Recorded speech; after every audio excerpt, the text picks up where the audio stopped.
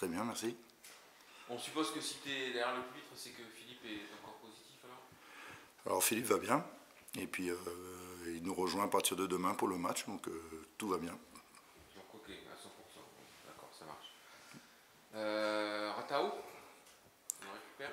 Ratao est opérationnel, voilà, il est à la disposition du groupe pour demain le match d'Auxerre. D'accord. Donc il y avait le secret médical, mais bon, on suppose que c'était aussi le Covid. Il était souffrant, je suis toujours sur le secret médical, mais voilà, tout va bien concernant Philippe et puis Rafa, on va les récupérer tous les deux demain, donc tout va très bien. Pas d'autres cas de Covid au sein de l'effectif recensés là?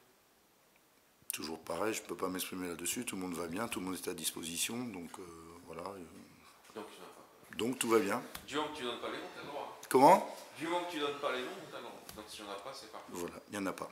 Il y a eu des tests qui ont été. On sait que c'est plus obligatoire, on sait que dès qu'il y a des symptômes, il y a des tests de prodiguer. Vous en avez fait cette semaine hein? Ben, je dis toujours la même chose, je pense qu'on est suivi régulièrement avec le doc, et puis à partir du moment où il y a des symptômes, il y a des tests qui sont réalisés, et s'il y a des positifs, ben, à ce moment-là, ils sont simplement en repos chez eux. Donc on suit comme ça tous les jours, au quotidien, l'évolution, mais bon, pour l'instant, tout va bien. Il y a eu, bon c'est effectivement, tu le dis, qu'il y a une vigilance extrême, il y a eu une petite honte, une petite peur quand même, quand il y a eu Philippe, de diagnostiquer d'abord, ou maintenant vous êtes rodé. Il faut toujours être attentif. Je pense qu'on a mis en place au club, on a fait les choses qu'il fallait, les gestes barrières, voilà. Et dès qu'il y a un souci, à ce moment-là, les gens sont bien sûr testés et isolés. Donc voilà, tout simplement. Donc on met tout en place au quotidien pour que ça n'arrive pas. Et puis on voit hein, que c'est pas facile. Il y a encore des cas qui remonte un petit peu en France. Donc c'est un peu dans la société maintenant. Donc il faut rester vraiment très vigilant. En tout cas, au club, on fait tout ce qu'il faut pour qu'il n'y ait pas ce problème-là. Les joueurs ont les masques et puis on garde les distanciations. Voilà, il n'y a aucun problème de ce côté-là. Mais il faut surtout rester très vigilant. Ok, donc Philippe de retour, Macao de retour, on clôt le débat. Voilà. Est-ce qu'on peut voir Brecht demain au moins dans le groupe?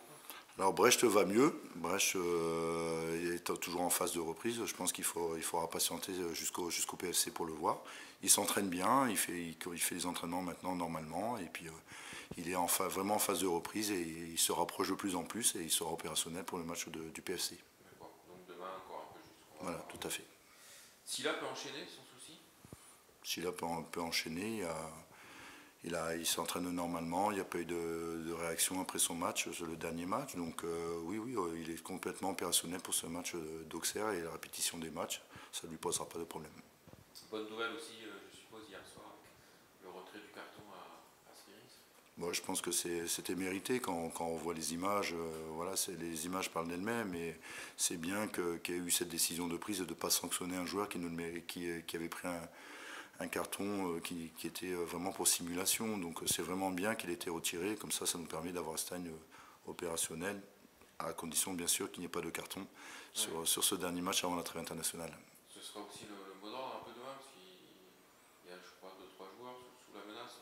Il y a plusieurs joueurs sous la menace. C'est toujours difficile de dire à un joueur de faire attention, même si eux le savent qu'en prenant un carton, ils sont automatiquement suspendus pour le PSC, surtout qu'il y a une trêve internationale au niveau de la commission, donc ça sera automatique, donc ils le savent. Mais bon, je pense qu'on est dans un match, un match aussi important contre une belle équipe, il faut surtout pas se poser la question, il faut faire son match et puis on verra les conséquences après.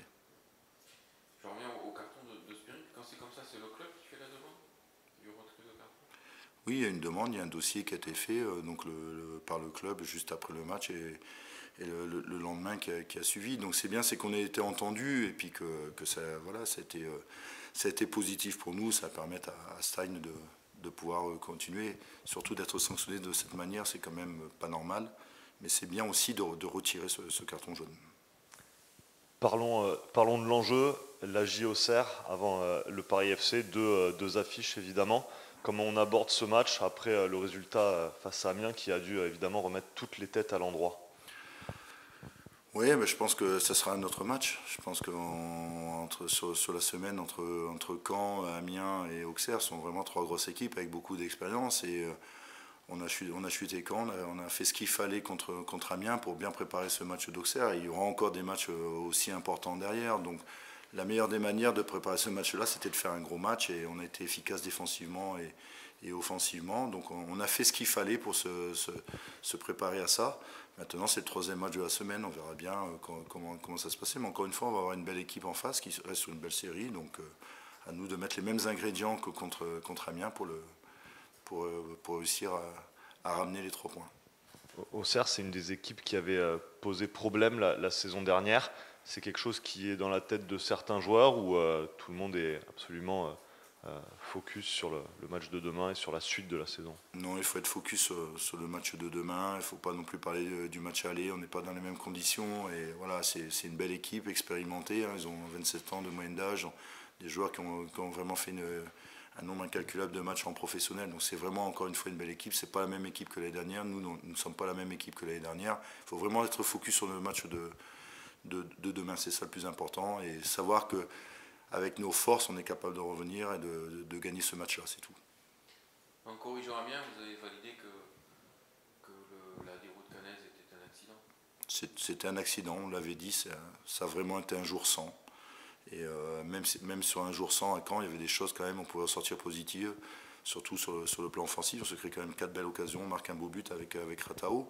Et derrière, effectivement, on fait ce qu'il faut contre Amiens en étant vraiment très efficace offensif et en réglant le problème défensif. Donc on a fait ce qu'il fallait pour mériter cette victoire.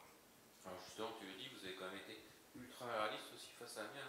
14 tirs cadrés, c'est énorme. Enfin, vous n'aviez jamais fait ça en 14 saisons de championnat. C'est de bon augure, ça, forcément, parce qu'on suppose aussi que l'efficacité sera l'un des maîtres mots de balle. Oui, tout à fait. On a été très très efficace, on s'est créé beaucoup d'occasions et je pense que ça c'est dû au collectif et le travail qui est fait au quotidien par tous les joueurs et l'ensemble du staff. Je crois qu'on insiste beaucoup sur le jeu offensif, se créer beaucoup d'occasions et c'est vrai que dans le football, pour être efficace, il faut cadrer, il faut se créer énormément d'occasions. C'est ce qu'on a réussi à faire. Et quand on met, c'est vrai, cette efficacité derrière, on se rend les matchs plus faciles. Mais bon, chaque match a sa vérité et demain, ce sera un autre adversaire. Notre paire de manches, tu l'as dit, Auxerre, 5 victoires consécutives. Leader, on va dire, sur les 5 dernières journées. 4-1-4-1, a priori, très costaud, très expérimenté. Oui, une belle équipe avec beaucoup d'expérience dans cette équipe. Il ne faut pas en avoir peur, mais savoir quand même que c'est une belle équipe. S'ils viennent de faire une série comme on l'avait fait juste avant Caen, 5 victoires, c'est pas facile de faire une telle série. Donc on s'est préparé à ça. Mais bon, comme on dit, chaque série a une fin. Et on espère que nous, on est plutôt repartis dans une série. Ce qu'il peut y avoir, ou quelle sera la clé du match, ou là où les clés? Je pense la clé, ça sera un petit peu comme contre Amiens, c'est de bien museler cette force offensive d'Auxerre, notamment avec Charbonnier, qui sont vraiment en pleine forme. Et puis nous, derrière, c'est d'être capable de se créer un nombre de situations offensives, comme on a pu le faire contre Amiens. Et de toute façon, ça sera une question d'efficacité, encore une fois. Justement, Auxerre, 2e meilleure attaque du championnat, avec un joueur comme Charbonnier par exemple. Est-ce que ça peut donner une motivation supplémentaire à quelqu'un comme Riss, qui, on le sait, veut truster la place de meilleur buteur du championnat? Ça peut donner un supplément d'énergie de se confronter à titre individuel à des opposants directs à ce classement-là? Oui, on aura la chance d'avoir les deux meilleurs buteurs en face de l'autre. Et bon, on va vraiment se concentrer sur Riss. On sait bien, Riss en ce moment, voilà, depuis quelques matchs, faisait beaucoup d'efforts, il n'a pas été récompensé. Là, il a été très efficace sur le dernier match. Donc j'espère qu'on va museler comme il faut Charbonnier et permettre à Riss de s'envoler en tête du classement des buteurs. Alors justement, on parle de meilleure attaque, je prends le problème à l'envers, je dirais. Est-ce que la clé du match, ce ne sera pas justement, comme tu le dis, d'abord de bien défendre, quoi? C'est toujours la priorité dans le football, c'est toujours de bien défendre et de ne pas donner d'occasion à l'adversaire. Ça, c'est la priorité. Et après, c'est d'avoir la possession du ballon pour être beaucoup plus dangereux. Mais effectivement, quand toute l'équipe travaille, comme on l'a fait sur le match d'Amiens, parce que c'est vraiment tout le secteur, toute l'équipe qui travaille dans le secteur défensif, et bien laisser le moins de possibilités possibles à l'adversaire de pouvoir exister. Et quand on le fait très bien contre Amiens et que derrière on met les ingrédients qu'il faut au niveau offensif, et bien on rend l'attaque adverse inexistante. Mika, on sait qu'il reste encore beaucoup de matchs. Ils valent tous 3 points, mais est-ce qu'on peut penser que celui-ci, au vu, au vu de l'adversaire, en cas de victoire, pourrait constituer un tournant et commencer à écarter en tout cas un adversaire direct? C'est un match important, ça, on le sait, mais ça fait quelques moments qu'on dit ça. On se projette pas, mais on sait très bien aussi que Auxerre est troisième et que voilà, on se doit de faire un gros match et de ramener les 3 points pour continuer notre marche en avant et mettre le plus de points possible, c'est vrai, d'avance sur nos adversaires. Voilà, mais on ne va pas se mettre de pression, on ne va pas penser à ça, on va rester vraiment focus sur ce match-là. Et on sait très bien l'importance de gagner, mais également si Auxerre gagnait et que derrière Ajaccio, ben, ils peuvent reprendre un point. Donc il y a encore beaucoup de points et de journées en jeu et la marche est encore très très longue. Mais effectivement, ça reste un match important qu'il faut gagner. Tu l'évoquais un peu tout à l'heure. Le match aller, 6-0 pour Toulouse, tu vas dire que c'est un autre match, qu'on n'est pas dans la même partie de saison, tout ça, mais consciemment quand même, il y a un ascendant psychologique, non, quand tu as battu la même équipe 6-0 au match aller?